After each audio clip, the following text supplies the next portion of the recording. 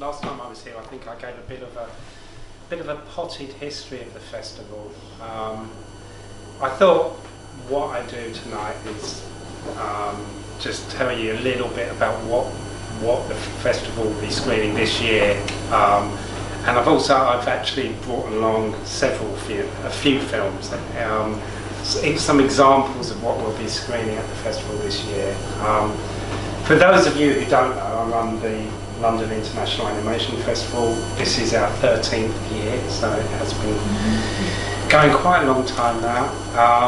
It runs for 10 days, and our primary venue is the Barbican. So I'm graduating next month for my masters. Right, okay. Barbican is the main venue, and then we'll be having some other screenings as well at the Horse Hospital, which is a fantastic venue. It's sort of an art gallery and screening venue in Bloomsbury near Russell Square Tube Station. And this year, for the first time as well, we're screening some films at Whitechapel Gallery and Close-Up Cinema. Close-Up Cinema's a fantastic newish venue in Brick Lane, or near Brick Lane in East London, that specifically deals with screening films on film, 16mm and 35mm. It's quite a small screening room, but they're wonderful people that run it, so we're really excited to be screening some films there this year. Nag, do you mind moving those notes off I just noticed them on the projector just in case it overheats. Always set fire. Yeah, well, okay, yeah. I think the pub would be, Ignite. yeah. Does no one want to open a window, or are you alright in here? It's quite warm, isn't it? But, okay. or is it just me? It's all down. So I'll tell you a bit about what we're screening. I mean, everything is on the website, of course. The dates are December the 2nd till the 11th, so it's about 4.5 weeks away.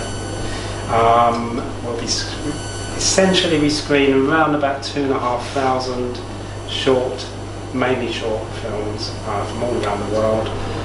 This year we're screening 4 feature films as well. We always have a few feature films, and in a nutshell, we sort of concentrate on screening the independent, short, animated films that primarily don't get screened pretty much anywhere else apart from festivals. Most of the films we're screening are premieres, either British premieres, got some world premieres as well.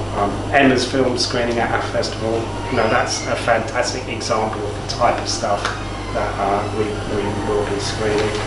We have the bulk of the festival is competition screening, so we have, I think this year, 8 programmes worth of films in competition, all screening for prizes and awards. And this year, for the first time, we've got the animated documentary screening officially in competition, because we've been screening programmes worth of animated documentary for about 10 years now, but it's never officially been in competition, but we thought it's about time we changed that. So the animated documentaries screening is in competition. We've got a screening of abstract films in competition, longer shorts, and 6 other programmes worth of British and international films screening. But we also have a lot of other this year we've got a few archive screenings. We've got a screening of the very first anime film ever made, which we're really excited about. That's a British premiere as well. A film called Momotaro Sacred Sailors, which was made in 1945. And it was thought to be lost for many years. It was discovered by the filmmaker about 2 years ago, after having not screened for about 60 odd years. So we're really excited about screening that, and it is basically the very first ever anime feature film. Another feature film we're screening is called Window Horses, which is a Canadian film produced by the National Film Board of Canada, made by this amazing filmmaker called Anne-Marie Fleming. Again, that's a premiere. That's basically a really lovely sort of story about family and history and art, about it's quite autobiographical, about a poet in Canada who goes off to a poetry festival in Iran and sort of celebrates the difference between those cultures. And Anne-Marie Fleming herself will be coming over from Canada to do a Q&A with us. Have you met her before? Yeah. So, yeah, that would be great. She'll be here to do a Q&A after the screening. The other big guest, I suppose, who will be coming along to do a Q&A on opening night, who I'm sure most or all of you know, is Chris Shepherd. I mean, has Chris ever done anything? He has. Yeah. He has. Yeah. I mean, he's a wonderful, speaker, as I'm sure you know. It's great fun. And again, we're very, very excited to have the world premiere, actually, of his brand new short film called Jono's Dead, which is basically the follow-up to a film some of you probably would have seen called Dad's Dead, which is... we had the very first, not exactly preview, but pre-hearing of it. He played about a minute of the sound, the recording he'd made with Ian Hart of this new... So we just sat with the lights off and tried to imagine what it was going to be like. Right. It's So quite heavy. I bet it is, It's yeah. very, very heavy. So it's basically a film about. Actually, I won't tell you. No, don't. We're not No, gonna don't gonna say a thing. Just come along on the opening night. You'll get a chance to see the world premiere of this amazing film, and Chris will be there doing Q&A. He'll have some of the cast and crew. Hopefully, Ian Hart will be persuaded to come along as well, but he's very, very shy, I've been told, Chris tells me. But we're working on trying to get Ian to come along and do a Q&A. You can always wear a false beard and sit at the back. Yeah. But we'll certainly have some other members of the cast and crew there. And we're screening actually Chris calls it the Liverpool cycle, so 4 films that he's made based about Liverpool and his life in Liverpool he's made over the last 10 or 15 years. So we're screening all of those films. So that's the opening night. We've also got screening a really good documentary with animated segments in it about Michael de Witt, who's some of you might know, has got this feature coming out which Studio Ghibli have produced called The Red Turtle. This documentary of him is called The Longing of Michael de Witt, and it's sort of the making of The Red Turtle and his sort of whole process of working. It's a really great film, so that's another feature we're screening. Hopefully Michael will be coming along to talk as well, but I know he's also doing a lot of other promotion for The Red Turtle around the world, so we're still working on that. Other sort of screenings.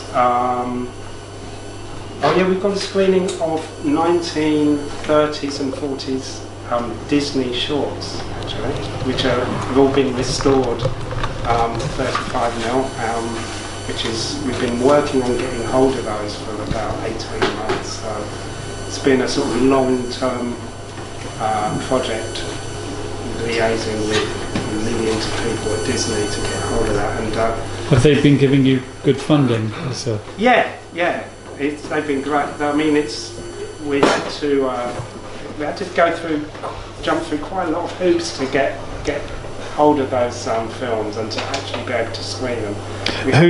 Whose was the initial idea, yours or theirs? It was my idea. I knew that they were restoring these films, and so there's 8 films in the programme. It's got all the classic characters that everyone loves: Goofy, Donald Duck, Pluto, Mickey Mouse. They're all in there.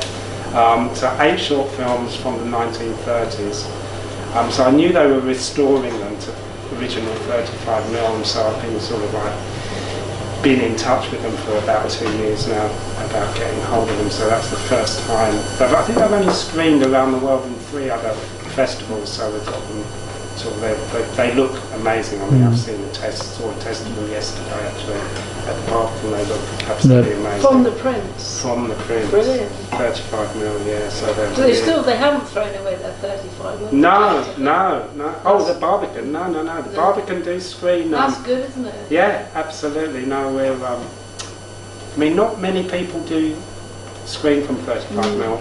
You know, really very few. And in fact, the only people that probably do are festivals, and they don't have that many festivals at the Barbican either. So, but they do have their 35mm projectors, and in fact, the projectionists love to screen on 35mm. It sort of just gives them a bit more of a challenge. But you don't screen the rest of the programme on 35mm. Very few films, almost. No one's bringing them in on 35mm. No, it's too expensive. You know, basically. Most of the festival will screen on DCP these days. That's what 90% of the festival is. But we have got the Disney program on 35 now, so it's quite exciting. Do you have any problems with projecting DCP? Because it's personally I think it's quite a difficult format. Whereas if you do it in using other codecs, it's kind of easier to handle. Well, the thing about DCP that I personally don't like is that when the filmmakers send us DCPs, we can't test them. So we have to. So we forward them onto the Barbican, and the Barbican has to test everything. And if there is a problem, then the Barbican gets back to us. Then we have to get back to the filmmaker. But what we always insist on at our festival is we not only have a DCP copy, but we also have some other file, H.264 or ProRes or anything really, as a backup, just in case. So we've got two ways of screening, but we have had one or two problems last year with DCPs, but generally, touch wood, it's been okay. May I just ask, do you keep all the data? Do you keep all the files from each festival? Yeah. So we've got our archive now is something like I think we've got about 20,000 films. And how can you possibly? Because we get to send about 2,000 films a year. And so you've got the DCP archive as well. Got DCP archive. Well, yes, but DCPs have got these things called KVMs. So you can only have access to them for a certain amount of time. But we have everything on other digital files. I mean, prior to about 5 years ago, people were sending us DVDs, and then prior to that, I mean, tapes. Does that mean I've got literally, I don't know, 3,000 VHS. So it kind of means that you offer. What are you going to do with it, Martha? Are you going to? I have talked to the BFI. Because I think that's a marvellous resource, Well, it's an a archive resource, but resource. it's sitting in Do they boxes. want it though? Do they want it? They don't know what to do with it, really. Because I mean, Really? Yeah, it's incredible. It's just, I mean, it's basically the biggest animation resource in this country, and it's just sitting in boxes, piled around. Well, they're just trying to deal with all the stuff they've already got. Yeah, really, 'cause they I can't know. write- I mean, there are. Yeah. They're interested in doing something, but they just don't quite know what. but it does to do. mean that filmmakers, God forbid, have actually lost all their assets, but they can actually then contact you and ask for a film. Yeah. I mean, it's no, fantastic. I mean, we keep everything. Yeah. You know, I mean, I've kept everything. So, I mean, the festival's been running for 13 years, so I've got 13. Do you plan to digitise some of the tape assets from early on? It's something we thought about, but the only way we could do it is either if we had a volunteer who would be prepared to spend, say, a couple of days a week, and it could go on for like 2 years or something like that. I don't know, it really could. You need to get a retired or get funding, and I've looked at trying to get funding for it, but and I've spoken to a few people, but nobody's sort of. What about Disney? Why don't they give you some money for it? Where do you store all this stuff? Have you got I managed to. I mean, I've got an office, but it's a rented space in this school, and it's actually basically in the gym. Up above the gym, there's boxes and boxes and boxes worth of stuff. I thought you were going to say up above the gym there are you know. No, it's a stored storage at space. School which is where we work out. But have you got the rejected work as well, all the stuff? I, So you'd have to technically I mean, get to be- permission, wouldn't you, from all the in a sense, to be able to do anything with it. It's kind of, I suppose, what is the... it would you take, couldn't do anything with it apart from preserve it, can you, really? Yeah, You can't really show it. You basically, have to write it's an to amazing everyone. resource for instance film schools if they wanted to come in and come and see, show their students, like the best, I don't know, Croatian films in the last 12 years. We're the place to come to, and Are you going to start offering that as a service then? I mean, I've thought about it and I have tentatively spoken to a few people, but it's just a massive job. It's too. Yeah. It's something that could be.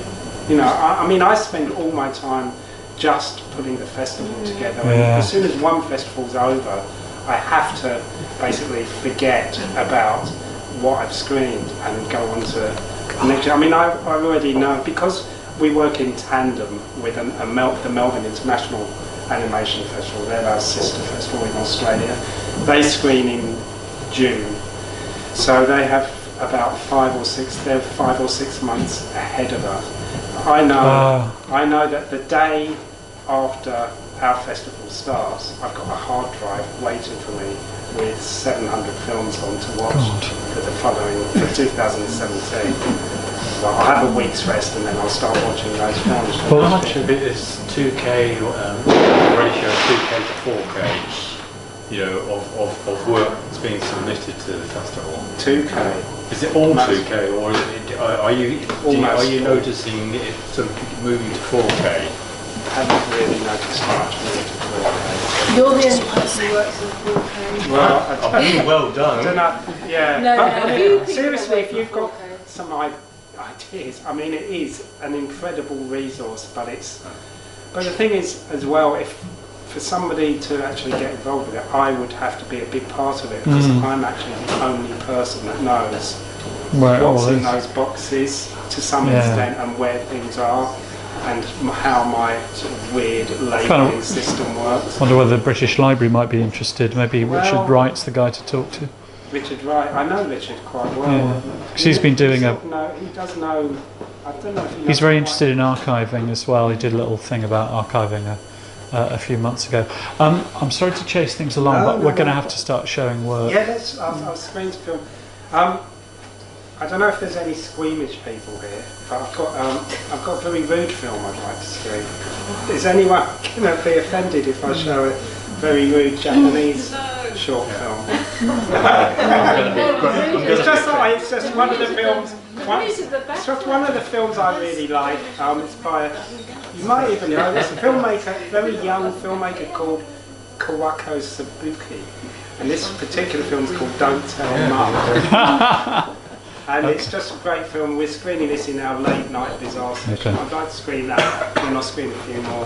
Okay, great. Okay, well let's get started then.